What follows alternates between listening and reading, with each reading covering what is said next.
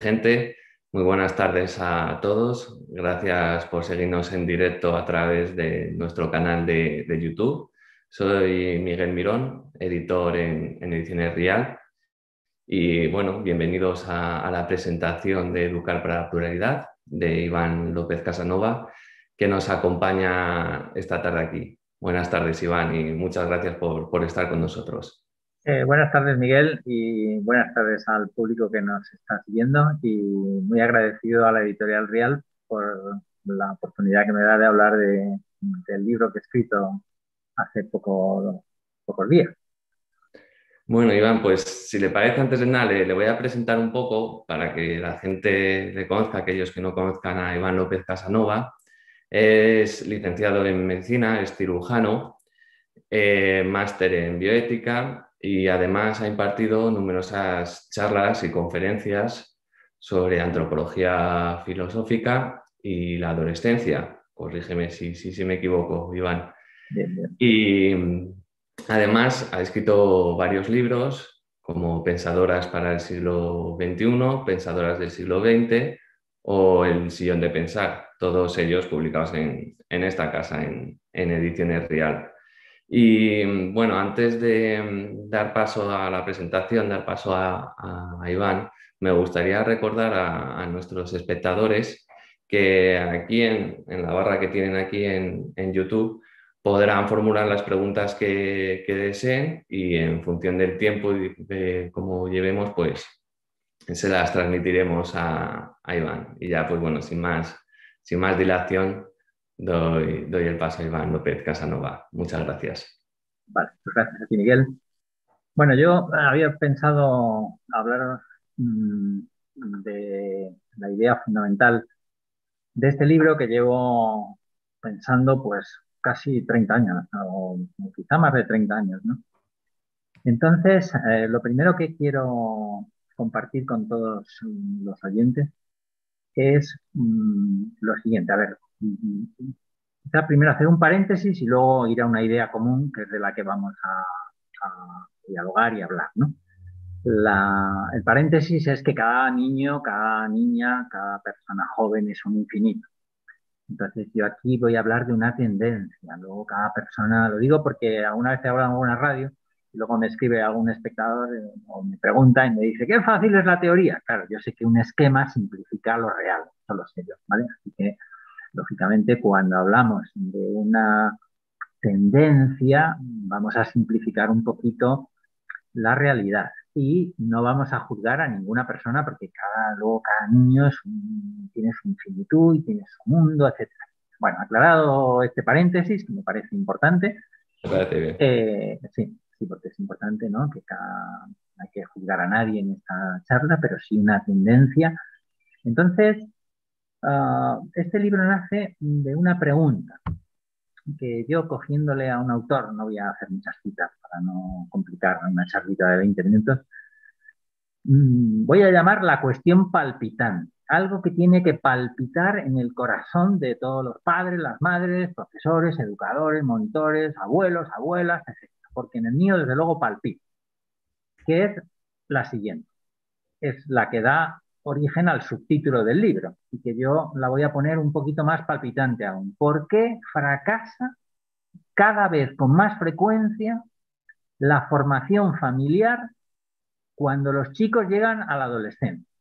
Es decir, que yo, que además de ser máster en bioética, máster en educación familiar, haber dado muchas conferencias y haber estado 40 años en contacto con los adolescentes y haber leído mucho, resulta que cada vez he visto con más frecuencia que niños que han recibido muchos valores en la familia, que parece que se van orientando bien, al llegar a la adolescencia cada vez ocurre con más frecuencia y hay una especie como de resquebrajamiento, de tambaleo de los valores familiares, los que cada familia aporte a sus hijos, al llegar a esa edad de la adolescencia. De hecho, como para confirmar esta tesis, hace poco una compañera de trabajo me decía, ay, que mis niños no lleguen a la adolescencia, como diciendo, uy, qué bien se está sintiendo, ¿no? Porque a muchos padres, pues en el fondo les da como un poquito de miedo. ¿Por qué? Porque no saben cómo abordar ese periodo, ¿no? Entonces, esta es una cuestión palpitante.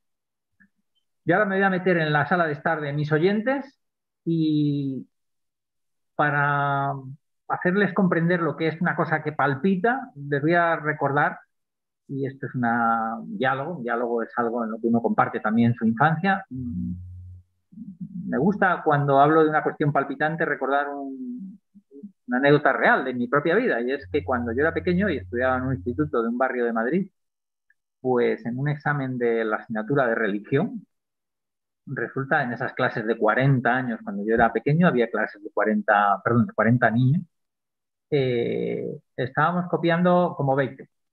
Y de repente el profesor de religión dijo, he visto a un niño copiando, o sale ahora mismo y dice quién es, o le suspendo en junio o septiembre. Pero claro, estábamos copiando 20 personas. Entonces, eso es una cuestión palpitante. El corazón empieza a palpitar, porque claro, ¿qué haces? ¿Sales? ¿No sales? Y entonces empieza a contar. Cuento tres. Uno, dos. Y claro, cuando el corazón palpita, pues ya salió un niño, yo, y ya el corazón deja de palpitar porque se ha resuelto la cuestión. En este caso concreto, salió un niño y dijo, tú no eras. Entonces el corazón volvió a palpitar, ¿no? O sea que la cosa tuvo su... Y después ya salió otro, y tú tampoco. Y entonces ya salió el tercero y ese era, ¿no? Entonces dijo, he cazado 3 pájaros de un tiro. Bueno, pues así tiene que palpitar en la vida de las familias porque es un problema real. Si compartimos este problema real de decir, bueno, ¿qué está pasando? ¿Por qué cada vez en las familias ocurre esto, ¿no? Que los niños parece que integran la educación familiar y de repente en la adolescencia parece como que se quiebra, que los niños rechazan, que de repente empiezan a no hacer caso o a desentenderse de todos estos valores tan bonitos, y la paz familiar se altera, etcétera. Si compartimos esto, entonces vamos a seguir este discurso porque nos interesa, ¿no? Bueno, entonces para comprender este problema que yo me pasé casi 2 años dándole vueltas y diciendo, bueno, ¿qué está pasando, no? Hasta que ya por fin lo comprendí, luego lo he ido pensando, luego lo he ido explicando, intentando explicarlo cada vez mejor, luego lo escribí, luego he dado muchas conferencias, lo he ido cambiando y por fin lo he plasmado en un libro que no sea muy gordo porque está dirigido a gente que tiene muy poco tiempo. La pista número uno, porque vamos a hacer un poco de Sherlock Holmes en esta pequeña conferencia, la da el que ocurra precisamente en la adolescencia. Fijaos que esto no tendría por qué ser así. Podría ocurrir en la primera juventud, o podría ocurrir después de la universidad, o podría ocurrir cuando la gente se casa, o podría ocurrir antes en la tercera infancia, pero ocurre en la adolescencia. Y aquí está la pista. ¿Qué es la adolescencia? La adolescencia es la salida del ambiente homogéneo familiar a un mundo heterogéneo, plural, muy complejo, que a veces hasta los adultos nos cuesta hasta entender del todo, ¿no? Y entonces resulta que lo que yo empecé a ver en los años 90 y 2000, sobre todo cuando empezó a ocurrir cada vez con más frecuencia esta especie de crisis en los niños jóvenes, en las niñas jóvenes, es que me di cuenta de que muchos niños pasan de un ambiente cálido, homogéneo, precioso, familiar, sencillo, y de repente en la adolescencia, que es la edad de formar el grupo, de salir a ese mundo complejo, heterogéneo, tal, resulta que nadie les ha explicado ese otro mundo en el que vigen unos valores muy distintos muchas veces a los que les han enseñado los padres. Y entonces un adolescente se siente solo y confuso. Mi libro va sobre la soledad del adolescente. Fijaos que yo aquí os voy a trasladar mi experiencia. Yo nunca, y que probablemente coincida con la de todos vosotros, yo nunca he visto un adolescente malo, porque todavía la vida no les ha dado los suficientes sustos o los suficientes desgarros como para que un chico de esa edad sea malo. Pero un adolescente, para no estar solo, puede quemar un bosque, incendiar una casa, se pone una gorra para el lado derecho, se pinta, hace lo que sea, porque ¿qué es adolescencia? La formación del grupo. Y claro, un adolescente, para no estar solo, hace lo que sea y puede llegar incluso a cuotas de maldad bastante y puede incluso abandonar toda la formación familiar para ser aceptado en un grupo. Entonces resulta que desde el momento que la civilización occidental, que es la que yo conozco, es decir, Europa, Estados Unidos, Sudamérica, todo lo que es Occidente, ¿no? En el sentido amplio del término, no, se ha vuelto muy heterogéneo. Hay que cambiar radicalmente la educación, la formación que se da a los chicos y chicas en las familias. Y hay que explicarle lo propio y lo ajeno. Voy a contar otra anécdota así familiar, que a lo mejor es un pequeño resumen. Yo a veces digo, a mí me educaron, perdón, en mi familia diciéndome, mira, Iván, en el mundo hay chicos buenos y chicos malos. No vayas con los malos, vete con los buenos. Porque bueno, era un mensaje muy simple, pero a mí me ha ido muy bien, ¿eh? Con este mensaje de mis padres, ¿no? Porque era una sociedad homogénea. Yo tenía muchos amigos que eran bastante golfillos, pero ellos mismos sabían que eran golfos porque los valores eran compartidos. Eso es lo que hemos perdido. Ahora vivimos en una sociedad donde en temas como Dios, la sexualidad, qué está bien, qué está mal, pues hay muchos modos plurales de entenderlo. Y por tanto, lo primero que yo explico en el libro es que ahora mismo hay que cambiar en las familias el modo de educar a los hijos y el modo, resulta que ahora hay que explicar lo propio y lo ajeno para evitar que un adolescente, cuando sale en la adolescencia a ese mundo plural, complejo, etcétera, etcétera, comprenda lo que le han explicado sus padres y lo que va a ver en un montón de amigos, en las series de internet, en la televisión, en los programas, en las películas, que muchas veces probablemente no coincida con los valores recibidos en la familia. Y tiene que comprenderlo. Y también con sus luces y sombras, porque en una ideología no todo es malo, ¿no? No hay que hacer esos discursos. Muchos padres, cuando no hacen esto, ¿qué suelen hacer? O bien intentar meter a sus hijos como en una especie como de invernaderos para que no les llegue el mal que hay. Pero claro, eso dura 7 años, 8, pero al final los niños salen a la selva en el sentido bueno, de que hay muchos valores, incluso casi hay como dos culturas muy distintas y casi en confrontación.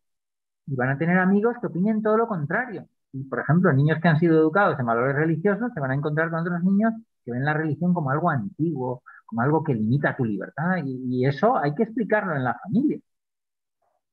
A ver, yo hablo de la pluralidad en sentido positivo. Hay gente que me dice, bueno, pero la pluralidad que es, que aceptas el relativismo. No, yo hablo de la pluralidad como una idea que es la pluralidad como algo bello porque es el respeto a cada conciencia. Cada persona tiene el derecho a montar su vida personal, su vida, cada familia tiene el derecho a educar a sus hijos en los valores que ella considere correctos.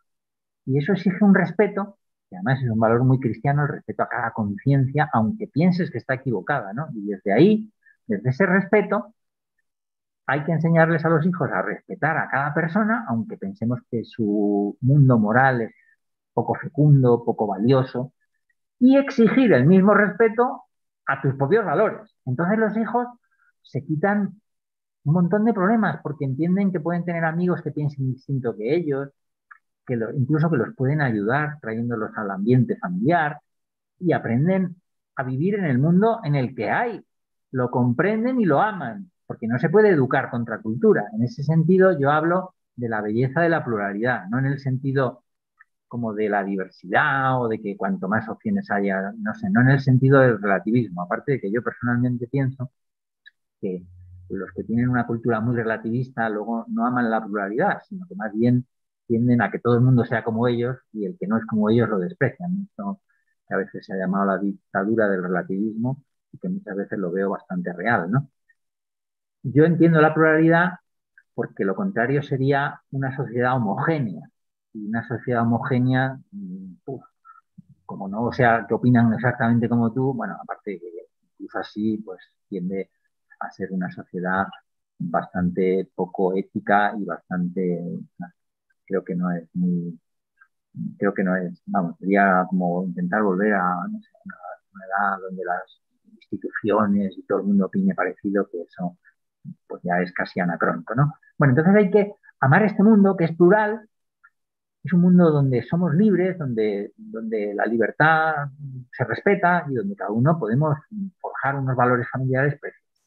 Entonces, una vez que se entiende esto así, pues entonces ya estamos en disposición de superar esa soledad del adolescente y de acompañar a los hijos en ese momento precioso de la vida, porque a la adolescencia no hay que tenerle miedo, es una edad que cada vez los psicólogos le dan más importancia porque de ella depende un montón de cosas maravillosas de la vida, ¿no?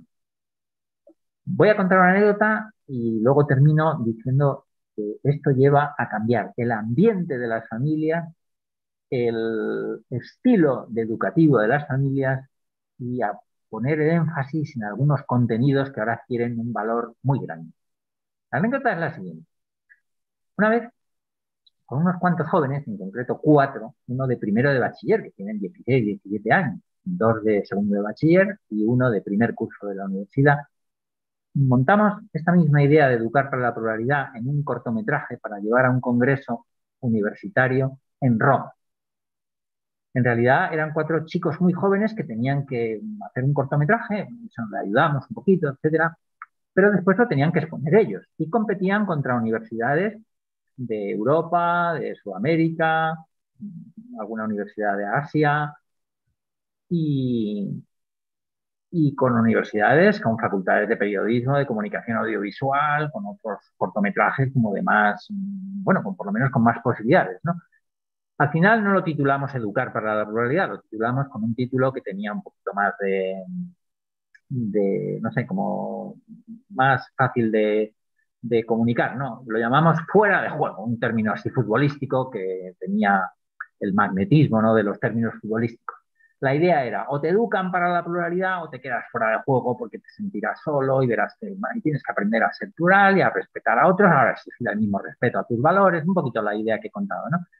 Y antes de salir, porque yo al final no pude ir, pero lo presentaban con otro amigo y uno, el más pequeño, me dijo, Iván, creo que vamos a ganar el certamen porque llevamos un vídeo espectacular y la idea me ha parecido preciosa. Pero lo único que no estoy de acuerdo es con el título. Y yo dije, hombre, pero si el título es futbolístico, si ahora está el fútbol, es el nuevo dios del mercado, vamos, el título es...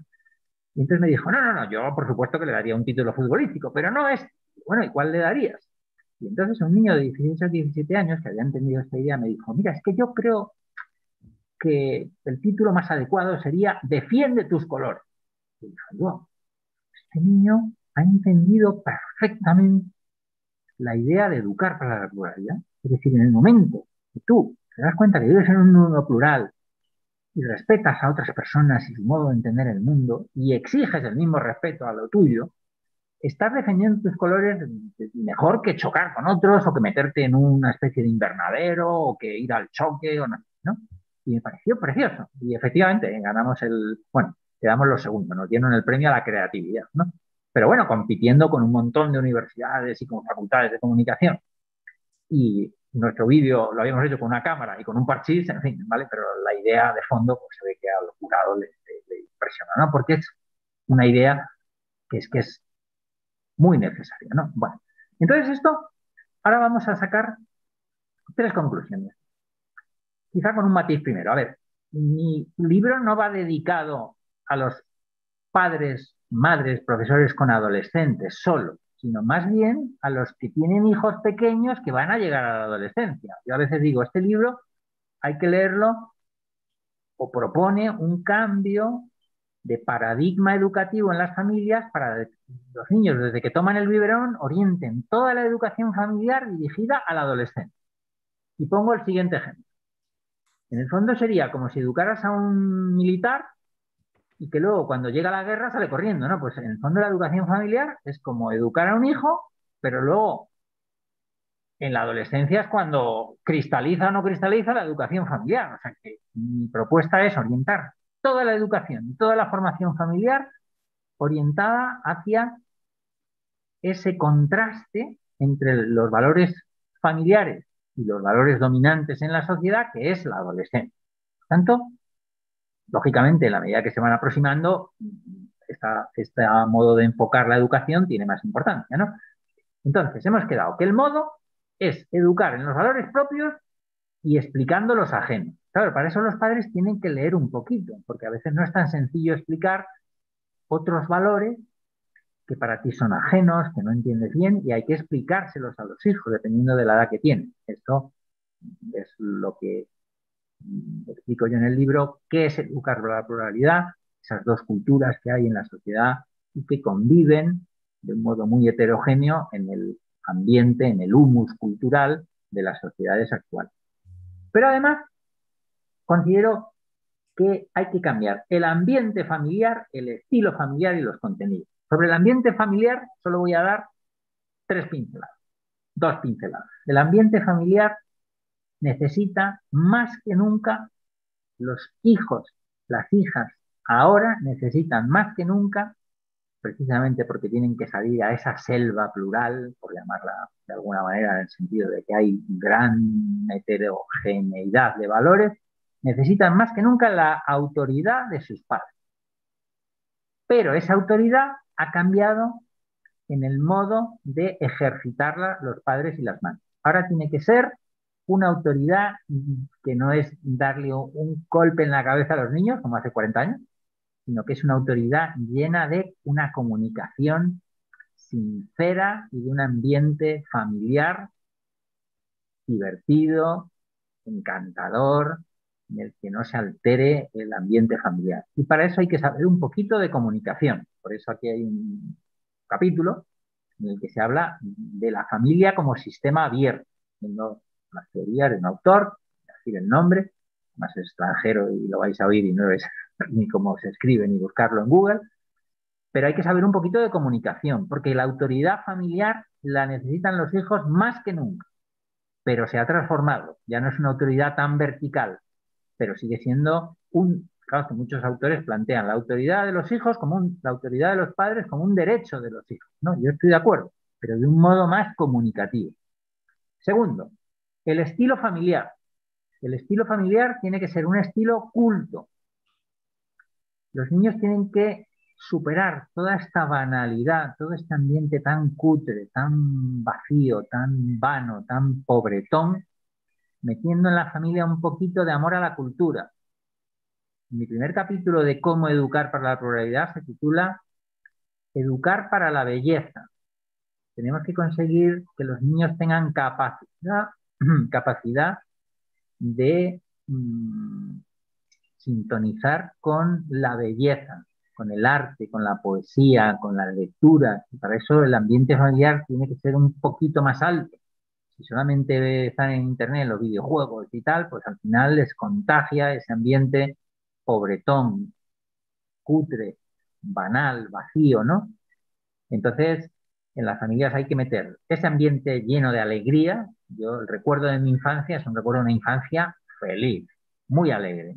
No hay que chocar con los hijos, los adolescentes, la preadolescencia, pues los niños están pasando un momento que en el libro también hago un análisis de ese momento difícil, porque los chavales están pasando un momento pues, físico, psíquico, endocrino, hormonal, pues de muchos cambios y los padres, si alguna virtud tienen que tener es paciencia, un ambiente sereno, un ambiente alegre, pero a la vez tiene que ser un ambiente culto, ¿no? Y después los contenidos, ¿no? Pues en los contenidos hay muchas cosas, ya os digo que yo empiezo por el primer contenido, educar para la belleza, luego educar el deseo, luego educar la interioridad, una cierta espiritualidad en el sentido amplio, también el religioso, ¿no? Pero y dejo para lo último la inteligencia, la voluntad y la afectividad. Ahora, el capítulo más largo que yo hago es educar para el amor.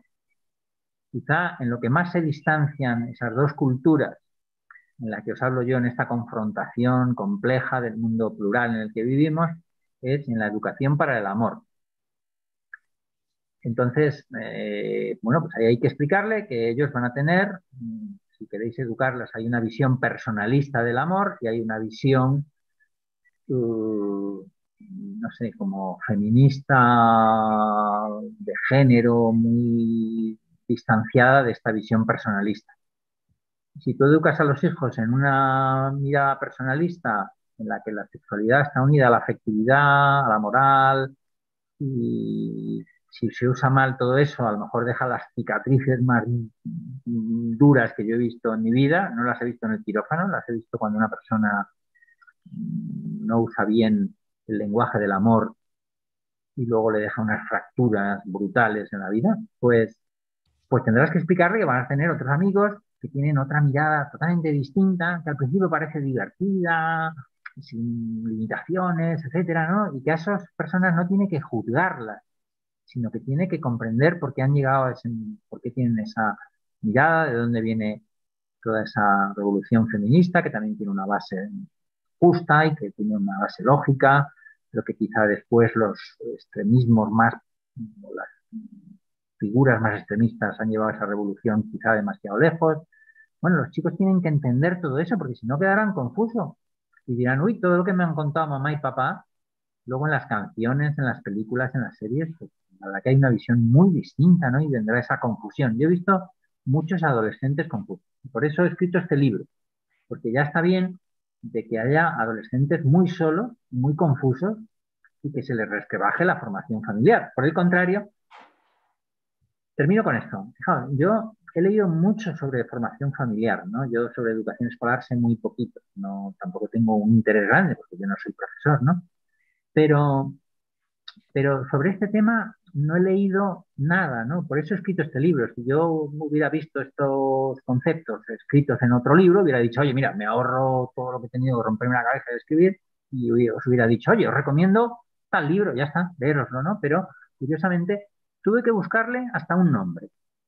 ¿Cómo llamo a esa faceta fundamental? Quizá el problema más importante para las familias en la actualidad, que es la educación para preparar a los hijos para el contraste fuerte entre los valores familiares y los valores sociales cuando salen a formar el grupo en la adolescencia. ¿Cómo se llama eso? Al principio lo llamé educar para la soledad. Luego educar para la diversidad, pero la diversidad ya se asocia a la diversidad afectivo-sexual. Bueno, al final encontré, y creo que para educar en algo hay que darle nombre, ¿no? Y por eso lo llamé educar para la pluralidad, pero después me di cuenta que a lo mejor titulaba así un libro y la gente no sabía ni de qué estaba hablando, entonces le puse ese subtítulo, que es el que he llamado la cuestión palpitante y con el que cierro mi intervención para dialogar ahora lo que queráis, ¿no? ¿Por qué puede fracasar la educación familiar en la adolescencia? Creo que es el tema palpitante que entre todos tenemos que ir dándole un nombre, ayudándonos unos a otros. Es un tema que yo no agoto, es un tema que yo he empezado a pensar, es un tema que creo que yo espero que de este libro salgan nuevas reflexiones y entre todos nos ayudemos a seguir trabajando el tema para que cada vez más las familias hagan lo siguiente. Precisamente porque estamos en una sociedad muy heterogénea, plural, con sus luces y sombras, que hay muchas luces también, hagamos lo siguiente. En una sociedad pluralista, cada vez la educación familiar tiene que ser más firme, más fuerte. Así contribuimos a la pluralidad, dándole a ese yo familiar que somos cada uno, porque quizá la filosofía ha insistido mucho en el yo individual y se ha olvidado un poco de ese yo familiar que cada uno tenemos, pues ahora mismo ese yo familiar tiene que estar robustecido. No hagáis lo que he visto yo en algunos padres, que sin darse cuenta, dándose cuenta de que la sociedad es muy compleja, piensan, si yo le digo a un niño que estudie mucho, que rece, que no sé qué tal, le pongo una serie de valores, se va a sentir un poco solo porque el ambiente, entonces lo educan, bajan el acelerador en los valores. Y entonces es cuando el niño está perdido. Entonces sí que se lo lleva el viento, hará lo que hace todo el mundo porque lo hace todo el mundo y será casi un producto de una multinacional. Se lo llevará la corriente mayoritaria, las modas hegemónicas y será un pobre chavalín arrastrado pues, por lo que hace todo el mundo de modo irreflexivo, ¿no? Por el contrario, ¿no? Mi último capítulo se titula Educar para la pluralidad es educar cada vez más en valores firmes. Y a eso quiero animar a las familias en el último momento de mi intervención. Nada, muchas gracias por vuestra atención. Muchas gracias a usted, Iván. Yo quiero hacerle algunas preguntas y también vamos a ver qué preguntas le formulan a través de YouTube. Ha hablado un poco sobre el relativismo y podemos coincidir, no sé si está de acuerdo, que lo ha dicho antes, que la sociedad actual es mucho más plural o más heterogénea que hace 40 años. ¿Cree que los adolescentes en la actualidad son más respetuosos hacia el que piensa diferente que entonces, o se debe a una cuestión de puro relativismo? A ver, yo, entre los valores que hay mucha gente que dice, en la sociedad ahora mismo es peor que la de mi infancia y tal cual. Yo entre los valores que veo que los jóvenes han mejorado, en general, tendencialmente, es que son más respetuosos contra la gente que es diferente, con la gente que es diferente, porque la tolerancia es un valor que a lo mejor hace 30 40 años, en mi infancia, no sé, creo que la oí hablar una vez de ella y tal, ¿no? Y en cambio ahora mismo es una moneda corriente, ¿no? O sea que igual que a lo mejor los chiquitos son más frágiles emocionalmente, Ujú. porque han visto muchas familias de primos, la propia o de los propios niños de su clase, que se han roto y eso da una cierta inseguridad emocional, etcétera, ¿no? Puede haber valores que a lo mejor no sé, pienso yo que mi generación era como más fuerte emocionalmente, ¿no? Pero en el tema de la tolerancia, de ver que hay niños que son diferentes, etcétera, yo creo que en eso hemos mejorado en general. Sí. Y bueno, también respecto a bueno, incluso hace 10 años, iba a decir hace 30 hace 40 pero incluso hace 10 años, las nuevas tecnologías han evolucionado a un ritmo muy, muy rápido. Hay muchos pensadores y muchos filósofos actuales que piensan que la sociedad actual ha perdido lo llaman el derecho a aburrirse, que los niños han perdido el derecho a aburrirse y ahora mismo es verdad que estás en una sala de espera o estás en el autobús o en el metro y automáticamente lo que será un joven es coger el móvil, a un joven y no joven, o sea, de todo, coger el móvil, porque no es capaz de dejar de pensar, es decir, dejar todo y pensar o meditar sobre ciertas cuestiones de la vida. Ahí usted hace hincapié en la importancia de formar en la necesidad de la espera. Y con estas nuevas tecnologías que todos tenemos acceso a golpe de clic a cualquier cosa, ¿cree que es más difícil educar ahora a un adolescente que antes? Sí, evidentemente, es mucho más difícil. Antes llegaba un niño a casa y ya estaba en casa, ya estaba en un lugar, en zona segura, hogar familiar, etcétera, ¿no? Ahora resulta que un niño llega a casa y a golpe de 2 clics tiene acceso a todas las corrupciones más brutales del planeta, ¿no? Precisamente cuando yo también aporto ahí un estudio neurológico de por qué un adolescente que no ha formado su corteza cerebral tiene una facilidad mayor, una dificultad mayor neurológica de poder responder a las adicciones, ¿no? Y por tanto los padres tienen que ser conscientes, esto no es un tema moral solo, también puede ser un tema moral, ¿no? Pero los adolescentes, desde el punto de vista neurológico, tienen una incapacidad cerebral porque no han formado todavía esa posibilidad de la corteza cerebral que haga de, no sé, que les advierta, a decir, oye, cuidado, que con esto puedes llegar a una adicción, ¿no? Pues eso que los adultos ya tenemos más formados, los niños de 13 14. Entonces, claro, ahí planteo todo el tema de las adicciones de los adolescentes. Además, según generen, porque el cerebro es muy plástico, según generen ese modo en la adolescencia de acudir a las frustraciones con compensaciones, etcétera, pues eso luego va a seguir durante todo. Entonces, claro, los padres lo tienen mucho más difícil con los móviles, evidentemente. O sea, los móviles tienen ventajas porque te puedes sacar la entrada del cine o sacar el viaje con 2 clics y tal y cual, ¿no? Pero en el campo educativo tiene ventajas escolares, claro, evidentemente, más un trabajo, etcétera, pero en el campo educativo, cuando un niño es muy frágil emocionalmente y muy inmaduro para saber lo que está bien y lo que está mal, tiene acceso a miles y miles de problemáticas muy complejas, ¿no? También le he preguntado esto porque ya estamos mirando un poco el chat, que vemos que está echando humo, que la gente se está animando y algunos hacían especial hincapié en eso, en el desarrollo de las nuevas tecnologías y, bueno, y las redes sociales. Le voy a pasar con alguna pregunta que estamos viendo, Vale. veo que son bastantes, entonces pues sentimos aquellos si no podemos contestar algunas, pero bueno, nos pregunta, por ejemplo, José Miguel Ponce Ortega. ¿Generar grupos con valores positivos y atractivos podría ser la solución?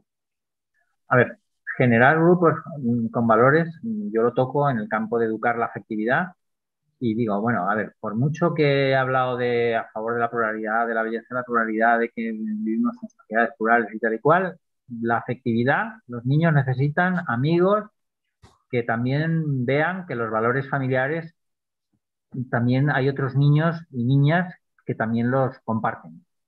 De tal manera que yo hablo de los grupos de catequesis, los clubes juveniles, las familias que se organizan entre ellas para que también otros niños vean otros niños que piensan como ellos, porque el ser humano es un ser social y necesita ese apoyo afectivo de niños que piensen como ellos.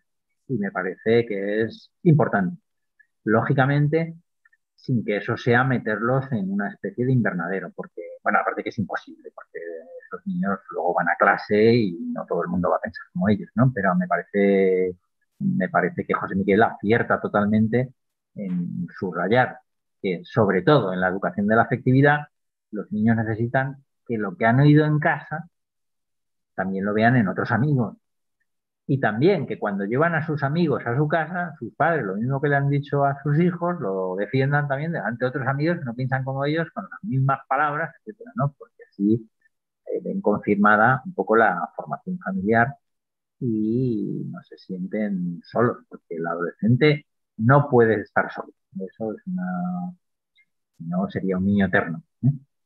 Así Y que, sí, nos preguntan también por el chat de YouTube, ¿qué importancia tiene la identidad aquí? Es decir, preguntan, quizás se ha perdido la identidad en un mundo líquido. Si uno no conoce su identidad como persona y familia, no se puede dialogar con la cultura. claro. O sea, todo mi libro va dirigido a que educar para la pluralidad es cada vez más tener una identidad familiar fuerte, fuerte, fuerte. O sea, cada familia tiene que tener una marca familiar propia, una identidad familiar de la que los niños se sientan muy orgullosos. Ahora bien, sin juzgar a otros niños que piensen distinto, sin creerse una especie de pequeño Dios, porque entonces eso va condenado a la soledad. El que juzga se siente solo, pero con una identidad familiar firme, sólida, fuerte, de la que se sentirán muy orgullosos y de la que siempre que no juzguen a otros niños. Y siempre que comprendan, porque otros niños pueden tener otros modos de entender el mundo, porque vivimos en una crisis cultural. Si vivimos en una crisis cultural y un niño llega a la adolescencia sin entender que vivimos en una crisis cultural, los padres lo tienen muy crudo, porque el niño quedará confuso. Es como si educas a un niño en un desierto y luego sale y hay selva. Y nadie le ha explicado que hay selva.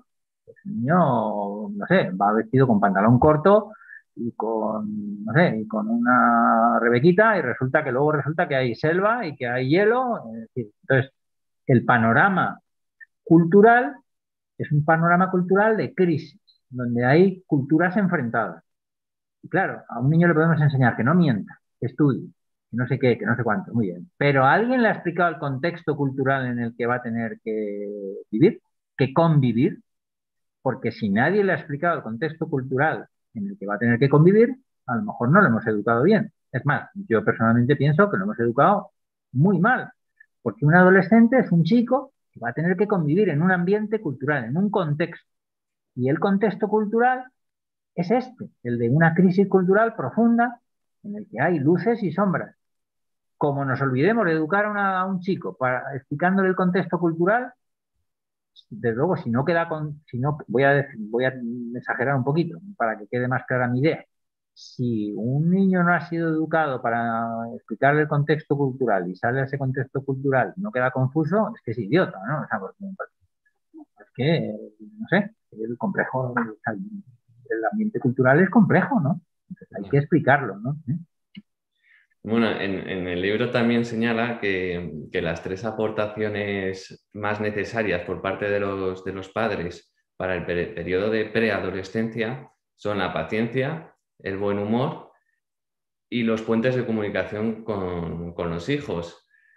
¿Cuál es más difícil de mantener teniendo un hijo preadolescente? ¿La Sí, paciencia o el buen humor? que, pues fíjate, no sé, quizá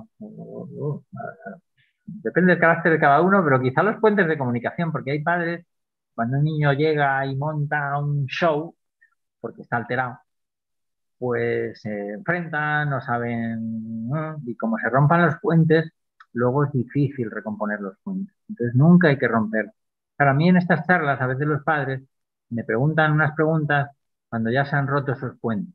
Claro, cuando se han roto los puentes, hombre, yo siempre aconsejo, a ver, si se han roto los puentes, cógete a tu hijo y dile, oye, fulanito, fulanito, siento, fíjate, casi nunca he visto padres equivocarse en contenido, ¿no? En contenido. Te he dicho que mientas y me he equivocado y no hay que mentir, eso yo no lo he visto, ¿no? Pero sí he visto muchos padres y yo mismo me he equivocado y he tenido que pedir perdón a veces a adolescentes porque me he equivocado en las formas. De repente le has hecho una bronca y un chaval, en vez de salir ilusionado para mejorar, sale hecho polvo. Eso es romper los puentes. Claro, cuando ya un niño se ha portado mal y en ese momento que está alterado la madre o el padre, pues entonces se rompen los puentes, se rompe la comunicación. Cuando la comunicación está rota, pues solamente hay que cogérselo por la noche, hablar de corazón a corazón, intentar, porque como no se vuelva a montar un puente comunicativo, pues lo que oye el niño lo discute, dice que no, a lo mejor luego fuera de la calle dice que sí, ¿vale? Y dice lo mismo que le ha dicho su madre, pero en casa entonces, quizá tú me preguntas de las tres, dos, y yo te digo que a lo mejor es la tercera. No romper nunca los puentes, porque si se rompen los puentes, la comunicación no llega, ¿no? Ya, ya. Pues ya para terminar y con su permiso, me gustaría recitar un poema del poeta polaco Adam Zajewski, Se murió antes de que, ayer. que citas justo en el libro y creo que viene aquí muy a cuento con todo esto que hemos comentado. Y dice así: solo en la belleza ajena hay consuelo, en la música ajena y en los poemas ajenos. Solo en nosotros hay salvación, aunque la soledad sepa como el opio. No son el infierno los otros, si se los ve por la mañana, cuando limpia tienen la frente lavada por los sueños. Por eso pienso mucho qué palabra emplear, él o tú. Cada él es una traición a cierto tú. Más a cambio, en un poema ajeno fiel, aguarda un sereno diálogo. Y ya pues ya terminamos esta presentación. Antes de nada, bueno, quería primero agradecer a los espectadores que hayan estado aquí y se hayan animado a participar. Recordarles que el libro el libro de Educar para la Pluralidad ya está en las diferentes librerías y plataformas digitales y también pueden adquirirlo a través de la página web de Rial, www.rial.com. Y bueno, Iván, y también agradecerle que haya estado aquí con nosotros. La verdad que ha sido una charla muy entretenida y nada, y desearle lo mejor con su cuarto libro. Muy bien, pues muchas gracias, Miguel, por tu entrevista y muchas gracias a la Editorial Real por todo el despliegue técnico que, que habéis puesto a mi disposición. Muchas gracias, ¿eh? Muchas Muchas gracias. gracias a todos los oyentes. Muchas gracias. Vale, Buenas tardes. perdón.